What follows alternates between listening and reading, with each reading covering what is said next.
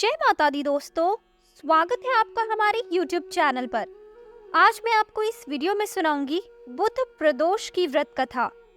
प्रदोष अथवा त्रयोदशी का व्रत मनुष्य को संतोषी व सुखी बनाता है।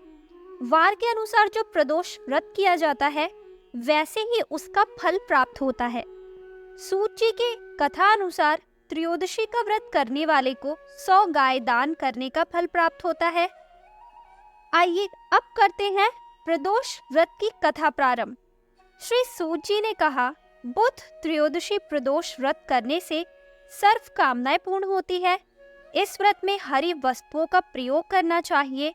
शंकर शिव जी की आराधना धूप बेलपत्र आदि से करनी चाहिए।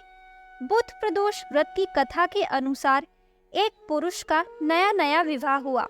विवाह के 2 दिनों बाद उसकी पत्नी मायके चली गई। कुछ दिनों के बाद वह पुरुष पत्नी को लेने उसके यहाँ गया। बुधवार को जब वह पत्नी के साथ लौटने लगा तो ससुराल पक्ष ने उसे रोकने का प्रयत्न किया कि विदाई के लिए बुधवार शुभ नहीं होता, लेकिन वह नहीं माना और पत्नी के साथ चल पड़ा। नगर के बाहर पहुंचने पर पत्नी को प्यास लगी। पुरुष लोटा लेकर पानी की तलाश में चल पड़ा। पत्नी एक पेड़ के नीचे बैठ गई। थोड़ी देर बाद पुरुष पानी लेकर वापस लौटा। तब उसने देखा कि उसकी पत्नी किसी के साथ हंस हंस कर बातें कर रही है और उसके लोटे से पानी पी रही है। उसको क्रोध आ गया।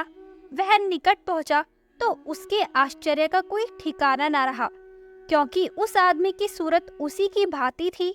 पत्नी भी सोच में पड़ गई। दोनों पुरुष झगड़ने लगे। भीड़ इकट्ठी हो गई। सिपाही आ गए। हमशक्ल आदमियों को देख वे भी आश्चर्य में पड़ गए।